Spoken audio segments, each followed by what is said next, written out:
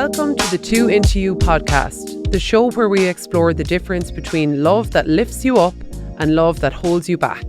I'm your host, Mary, the project coordinator of Two Into You, and each episode we'll unpack red flags, celebrate green flags, and help you spot when someone is too into you. Run by Women's Aid, the Two Into You campaign helps young people recognise when affection and romance crosses the line. Together we're here to help you understand what love should feel like: safe, respectful and free from control. Today we're delighted to be joined by Keelin Moncrieff. Keelin is a writer, podcaster and mother of one. She has created an inclusive and supportive community across her channels where she talks about everything from books to sustainable fashion, social issues and self-care.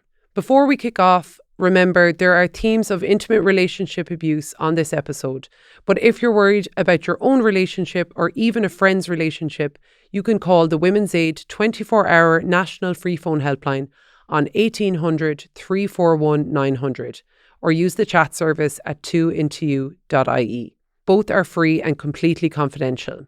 Make sure you follow the Two Into You podcast wherever you get your podcasts. There'll be a new episode dropping the first Monday of every month. So let's get started. Keelin, welcome. Thanks so much for having me on. Thank you so much for being our very first guest on the Two Into You podcast. We're so excited. Me too. So today is Galentine's Day. So how would your friends describe you? I have been described by one of my friends recently as low maintenance, but I think it's just because I don't communicate that often. You know, I'll show up once in a while. I'm like, let's go on a holiday, and then I'll book everything, and then that's kind of the end of it. Yeah. Do you know what I mean? I love organising things to do with the girls, but I won't be as easily, you probably know that as well from trying to contact me. I'm not that easy to get in touch with. So my friends would definitely describe me non-communicative, but low maintenance. Yes. Well, then what's the thing that they would say is an amazing trait about you as a friend? Because we always kind of jump to the negative, like, you know, oh, they would say I'm but I scatty or whatever. Yeah, I don't think they actually would say that about me. It's probably just one of my insecurities where I'm like non-communicative and something I want to work on with my friendships. But they probably would say that I would do anything for them.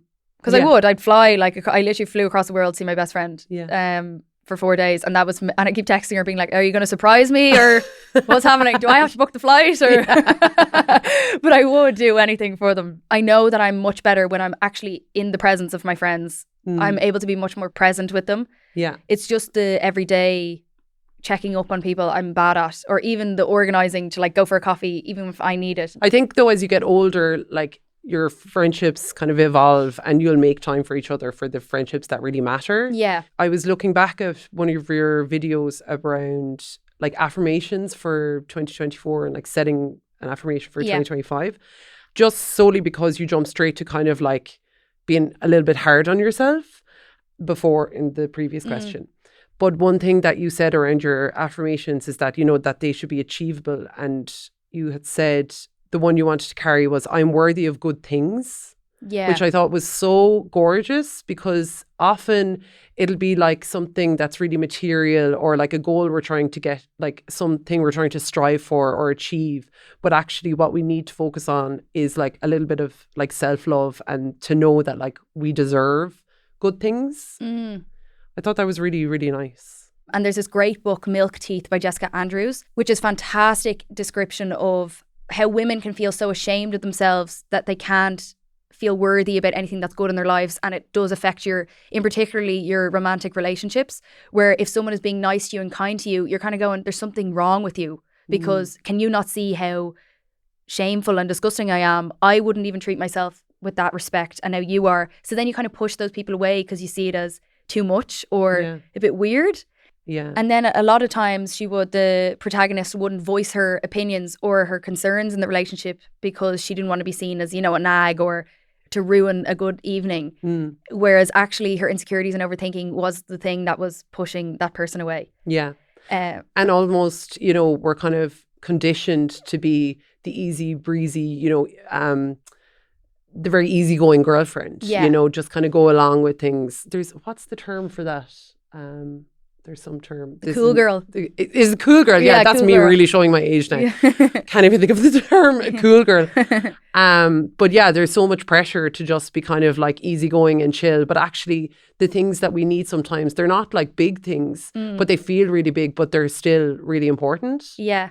But also to remember that if you voice a concern or if you're bringing something forward to your partner that's an issue, it's only going to make your relationship better. It's not going to do the opposite. And I think if you're struggling with self-compassion or insecurities, you can think that voicing your concern or bringing up an issue that you have is going to push them away, but it's only going to make if they respond correctly, obviously, and are good at communication, it's only going to make your relationship better. Absolutely. And I've only found that with like in my, not even my old age, I'm only 27, but like I really had to knuckle down and be good at my interpersonal relationships. Like I'm still growing, but after I had my daughter, it's brought to the forefront what's so important is like talking to your family and talking to your friends and your partners about what the actual issue is so that you can move forward. I always thought it was unnecessarily combative or being confrontational for no reason sort of thing. I didn't want to do that. But then on the flip side, I was growing resentments and getting angrier because I wasn't voicing those concerns. Yeah. But it's only going to make your relationship better. Yeah. Do you know that kind of way? That's so interesting because, I mean, we don't learn about these things. Like, I suppose thinking about like romantic relationships, romantic love, from a young age, we're not taught it in school. It's not really part of the curriculum, like, you know, how to talk about your relationship, how to talk about boundaries. Just then to come to the 2 Into You campaign and the importance of learning about red flags and how to spot them and green flags and how to recognize them and foster them in your own relationship. You've been a big supporter of 2 Into You over the years, which we're really grateful for. Why do you think the campaign is important and what do you think it's doing for young people in Ireland? It's great to have information so accessible and like easily readable. You know, you have it fun. You know, there's hearts and it's pink and it's something that you want to read. It's not like a big master doc on Google. You know, it's not being taught by a teacher on a PowerPoint presentation. It's something that will be shared by, you know, people like me who you follow, and it's like random information, but it is fact checked and it's supported by Women's Aid. So I do think it's because it's so easily accessible. It's brilliant for young people, especially on social media. But for someone like me who grew up, my parents were divorced, you know, I had nothing to base off of for a healthy relationship. When you don't have a real example of what a healthy relationship can look like, it's really hard to find what that is. You're only looking to your peers, and sure, like, it's not that great when you're a teenager or even in your early 20s. You don't know the insights of that person's relationship or anything, and you don't really know how to speak to each other about it. So I think the 2 Into You campaign is so important for young people to have that platform to be able to just look up something really easily to see and almost even reflect on past relationships and think, maybe that was toxic. And I know going forward now, I have this information under my belt to be able to know what my standards are and what I'm looking for in a partner. Especially around Valentine's Day and even like with social media and stuff, like there's so much pressure now for young people around romance and love and like what it should look like, or even like what we grew up with, you know, in TV, rom-coms, all that kind of stuff. Do you think that, I suppose, there is a pressure for young people to kind of meet this expectation of what love should be, or has it kind of become normalized for it to be this really over the top kind of experience, especially if it's like your first love or something like that?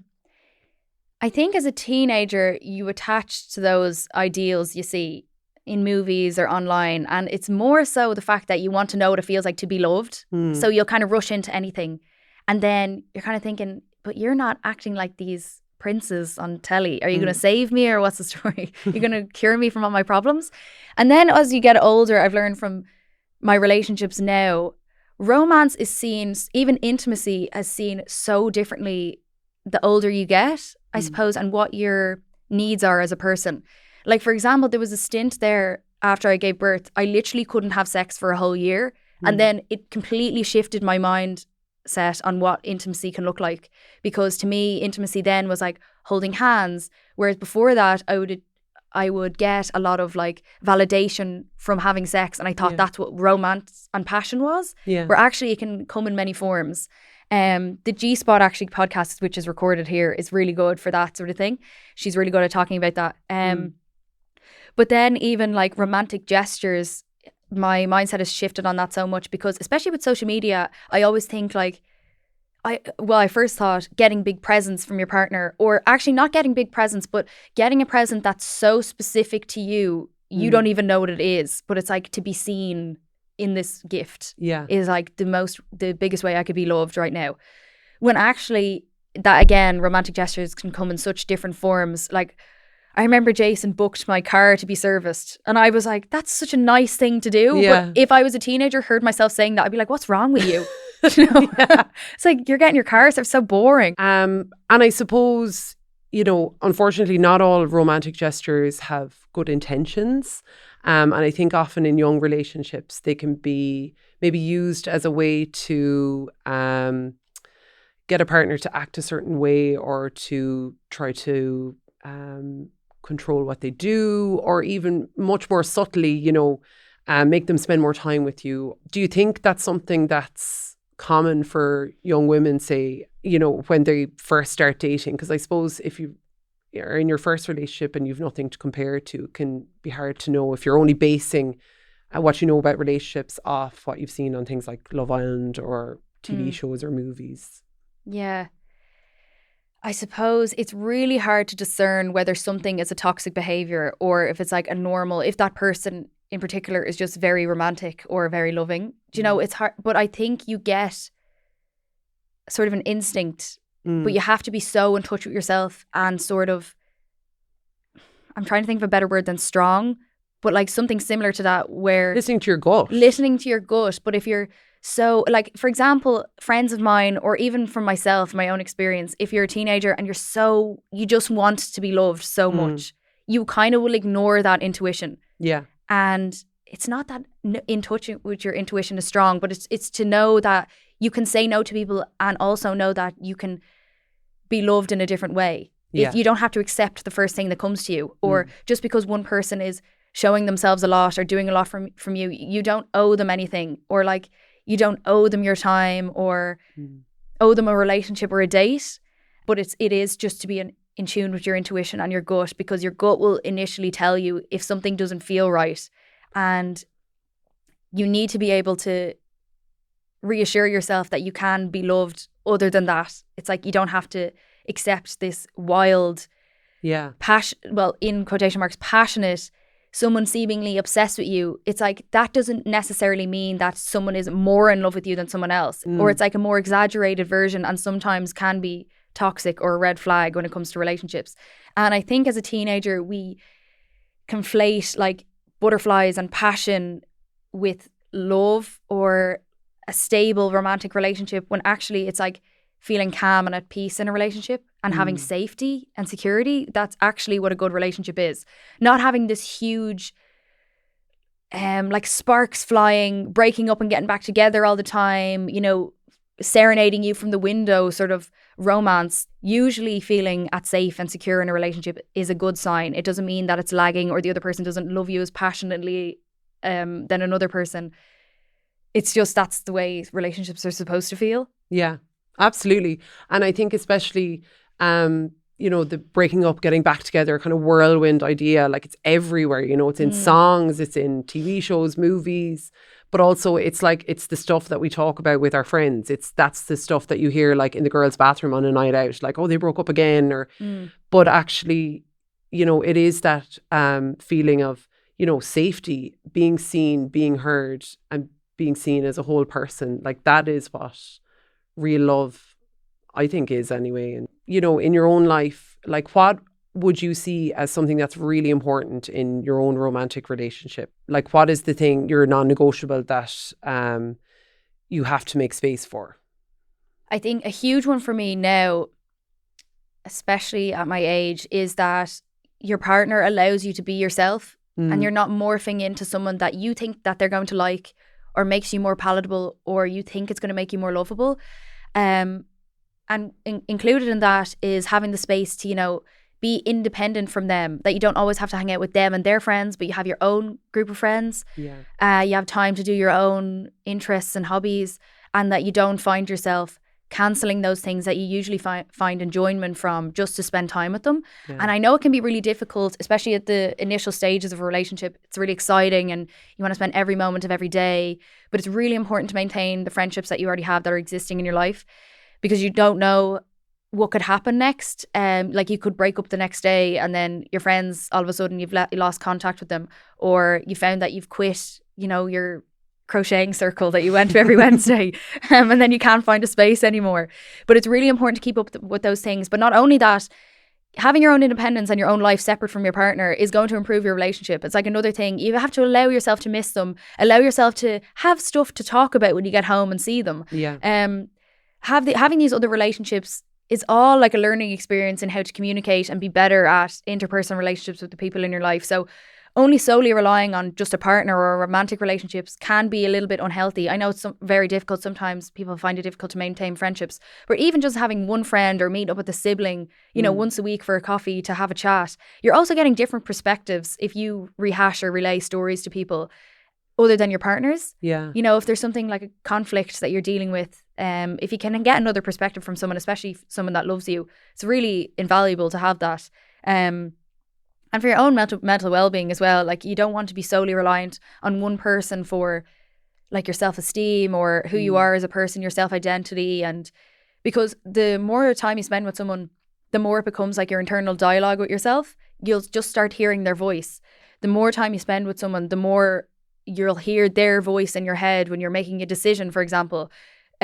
What you look like or how you feel about yourself. It's like you need to have those other relationships where people see you wholly and fully and understand you, and also spending time with yourself as well, like doing things that you enjoy or going for a walk on your own or going for drives or going on little adventures on your own. It's really helpful and healthy. Even if you're not in a relationship, it's good to do those things. Yeah. And I suppose that's much easier to do if you have a partner that's supportive of you doing that, who wants you to spend time with your friends and who wants to like keep up your hobbies, who doesn't need like the validation of you being with them all the time. I'd say I watch a lot of movies, read a lot of books, but with movies in particular, now books is more like a realistic representation.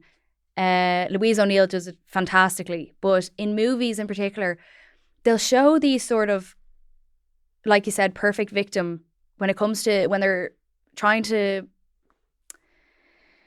do it or make a abuse story. And what I found was the women would be these like kind of docile, meek characters that can't speak up for themselves, easily manipulated. They'd almost display them or portray them as slightly dim, which is so offensive, first of all, but so not realistic, because a lot of times it's women who are strong, like women who are outspoken. It's like anyone could be manipulated or controlled or abused. It's not like you have to be a certain type of person to be able to go through it. The reason why it's so easy to get caught up into these things, and you're always seeing with social commentary around these sorts of cases, is why didn't they just leave? But it's like you're getting threatened. They also have a good side to them. It's like you loved them to some degree. It's not like they were constantly bad 100% of the time. There's obviously a reason why you're in that relationship to begin with. But you just have to really pay attention to behaviours. It's not just this like, oh, the stupid woman falls into this abusive relationship. How could she do that? Like, she's so stupid, and show the realities of why it's so difficult to leave a relationship like that.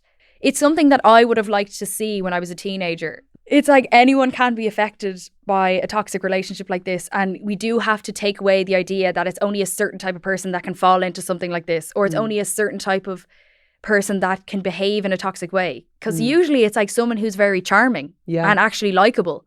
And you see all these, I love watching those true, I work as an officer in a prison, and this is what I learned. I love those videos. And it's like the worst crime committed, the prisoner should always say they're actually the nicest and most helpful to you because they're manipulating you. Yeah. Like they're always like, oh, can I help you with that? And trying to make you a friend. Yeah. It's not like these big scary people that are going around like, I'm going to box the head off you. You know, it's not that overt.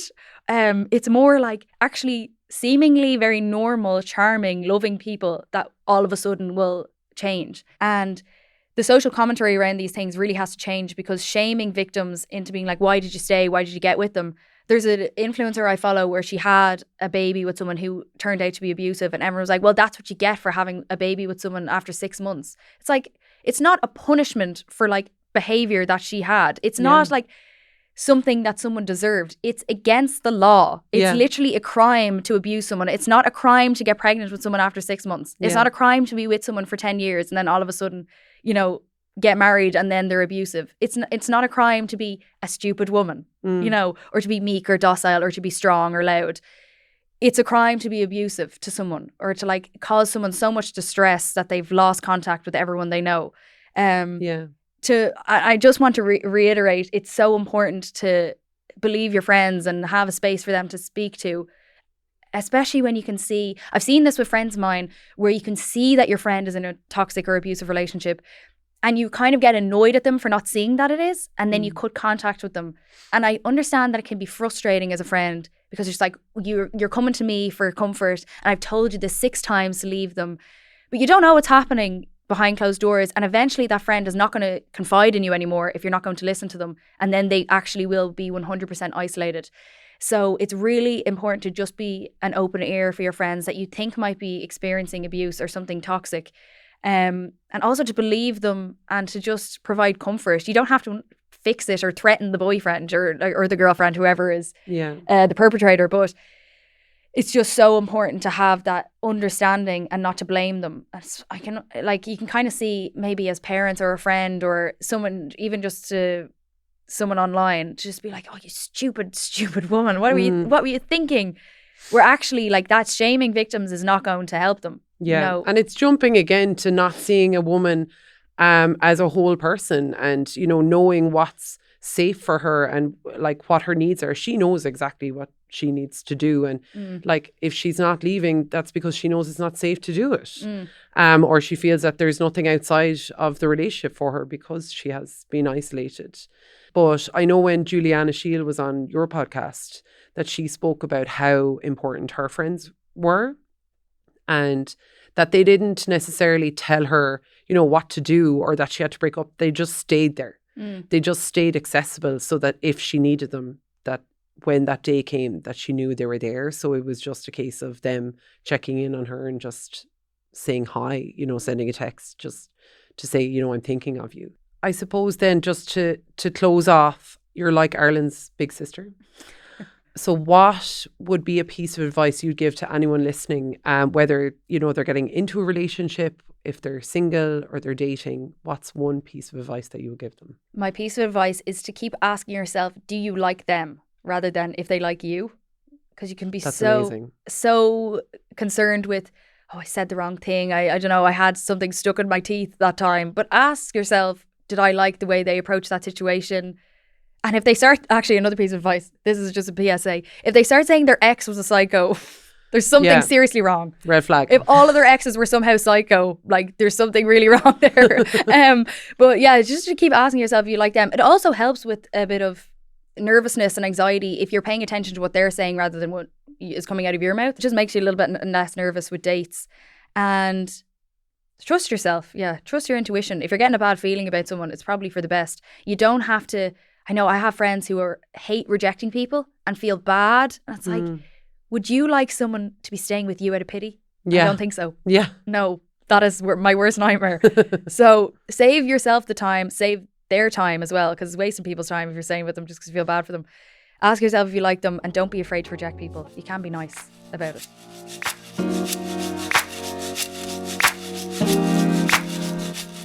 So now we're joined by Madeline, who is the 2 Into You officer, and we're going to talk about our episode with Keelin through a 2 Into You lens.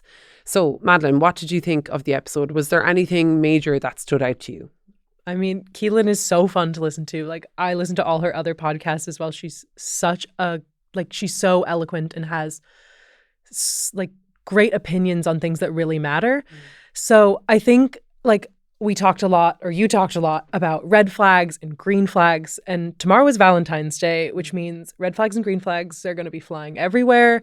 Like, we know there's going to be many romantic gestures and many quotations romantic gestures. So can you tell me, like, how do people spot the difference? And also, what is love bombing? Because it's something that we talked about, but not everyone knows what the definition is. Yeah, so I suppose one of the easiest ways to spot the difference between red flags and green flags is to learn what they are. A lot of people don't know what they look like. They've never learnt about them. They don't know how to recognize them. And that's why the 2 and 2 campaign is here. We're here to teach young people about the difference between healthy and unhealthy relationships, between green flags and red flags. So one of the really common red flags that we see around Valentine's Day is love bombing. Yeah. So this is something that happens early on in a relationship, and it's when your partner bombards you with love and attention and affection. You know, they want to spend all their time with you. They tell you, you know, you're my soulmate. I love you so much. It's us against the world.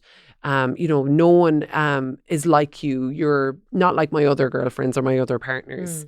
And they do this to make you feel like that you're their whole world. But they also do it to then try and control you and manipulate you later on. So it really sets the scene for potentially controlling behaviors.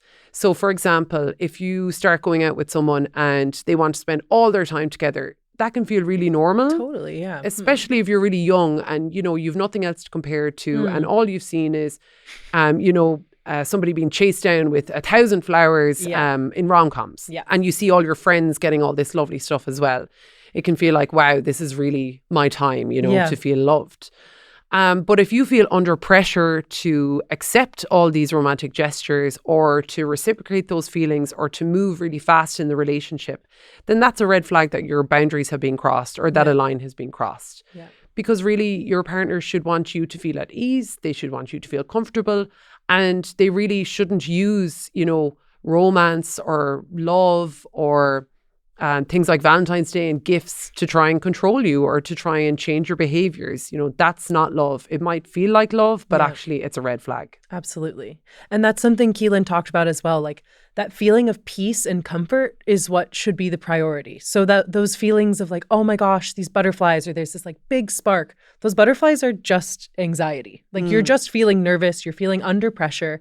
And love is supposed to be fun and it's supposed to be exciting, but it's not supposed to make you feel fearful. Yeah. So it's not the absence of those like happy moments, but it's the absence of fear and anxiety and nervousness. Absolutely. Yeah. So you and Keelin did a really good job of pointing out some of those red flags that pop up, especially early on in relationships, and even just if you've been dating for a long time. But like, can we name some red flags that people commonly experience? Because we know that red flags are common, but abuse is common as well. Absolutely. Okay, how about I say one, you say one, and we'll take turns. Okay. Well, one of the really common ones is your partner demanding to look through your phone. So seen as really normal, often used as an excuse around trust or, you know, saying, well, you should have nothing to hide. It's really normal for me to know my girlfriend's password, but actually it's an invasion of privacy. Absolutely. Trust, you know, should come easily in a relationship and your partner doesn't need to look through your phone. No. I think a huge red flag that I've seen and that I've heard about is when people are really overprotective or they're really jealous of you. So again, it's like, oh, well, I just want to make sure that no one else is ever going to hurt you. Or, oh, like you shouldn't wear that because all those other guys are going to be looking at you. That's not okay. You should be able to wear whatever you want to wear. You should be able to go wherever you want to go. And your partner should trust you and make you feel safe and secure to be able to go and do anything that you want to. Absolutely. And that brings me to another one I was just thinking of is around friends. You know, if your partner tells you who you can or can't hang out with you know, tells you that your friends are a bad influence. Maybe they say, you know, well, your friends don't like you anyway. They're not going to want to hang out with you. You should want to spend all your time with me. Yeah. Which can then kind of lead back into that love bombing thing that we've talked about earlier. And something else that happens when people are love bombing, but is also another red flag, is if they're constantly texting you, they have to be in constant contact with you. You should want to maybe check in with your partner. It's fun to text your partner. It's fun to call your partner. It's fun to hear from them and see from them and ask them about their day. But if they have to know where you are at all times, if they are sending you like a million texts within 10 minutes, that's not okay. That's a red flag. You should be able to go about your day and get back to them when you want to and at your own pace. Like everything should be at your own pace and what you feel most comfortable with. And Keelin spoke about that as well. She talked about the importance of having time, you know, with your friends, having time to yourself. Yeah. Because it can get boring. You know, when you're away from each other, you're doing things that you each find interesting. You know, you're doing things that you enjoy, and then you have something to come and talk about and come and share with each other. You're your own person, and that makes you more strong, I think, as a whole. Absolutely. Like having your own life and being independent helps you have a healthy relationship, and you should be able to do those things. Absolutely. That's super normal. Yeah. So I think some other red flags to look out for are if they're intentionally misgendering you or trying to make you feel like your sexuality doesn't matter, if they make fun of the way you talk or where you're from or the religion that you are, if they have a fiery temper and you always feel like you have to tiptoe around them, or you're nervous to bring up a disagreement, that's a red flag. And a huge red flag is if they're threatening you, especially if they're threatening to share your intimate images. And that's actually a crime now in Ireland. Yeah. Another thing that Keelin talked about and that I loved was how you guys talked about green flags and those things that you should look for in a relationship. So like that piece, but also like the thing that's most romantic is that they really see you and know you and want to celebrate all that you are. So what are some green flags to look out for? Because I know we talk a lot about red flags. Yeah. And actually green flags, they're not difficult things. They're very simple things. For example, your partner listens to you and respects you. You know, they value your opinion. They want to hear what you have to say. And they don't try and change your mind about things that are important to you. Really, you know, like Keelin was saying, seeing you as a whole person for all that you are. We all have good things in us. We all have bad things. That's okay. But really seeing you as a complete person and accepting you as you are, and, you know, not trying to change you is really, really important.